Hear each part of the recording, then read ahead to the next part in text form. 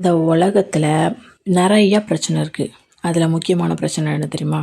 உயர் பதவியில் இருக்கிறவனை கேள்வி கேட்க முடியாது. அவன் தப்பு செய்கிறேன்னு தெரிஞ்சாலும் கேள்வி கேட்கவும் கூடாது அப்படின்னு சொல்லி நம்மளை அடங்கி வச்சுருவாங்க.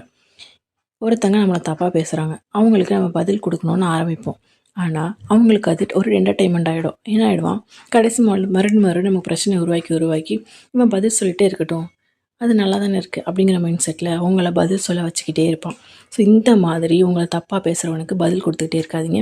உங்கள் டைமும் வேஸ்ட்டு, எனர்ஜியும் வேஸ்ட்டு. அவன் திருந்த போகிறதே இல்லை, உங்களை என்றைக்கும் நல்ல விதமாக சொல்ல போகிறதும் கிடையாது.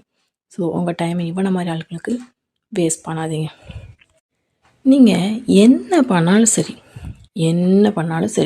நல்லதே பண்ணாலும் சரி, உங்களை இந்த உலகம் தப்பாக மட்டும்தான் பேச போகுது. ஸோ இவங்களுக்கு பதில் கொடுத்துக்கிட்டு, இவங்களுக்காக நம்ம பேசிக்கிட்டு, அந்த கோவத்தில் நம்ம என்ன பேசுகிறோன்னு தெரியாமல் ட்ரிகர் ஆகி கெட்ட வார்த்தைகளெல்லாம் பேசி நம்ம யாருன்னு உலகத்துக்கு காட்டுற மாதிரி ஒரு சூழ்நிலையை உருவாக்கிடுவோம்.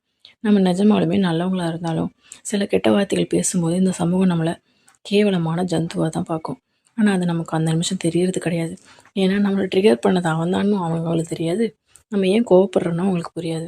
அந்த நிமிஷம் நம்ம பேசுகிற வார்த்தைகள் மட்டும்தான் எல்லாருக்கும் அதிலே விழும்.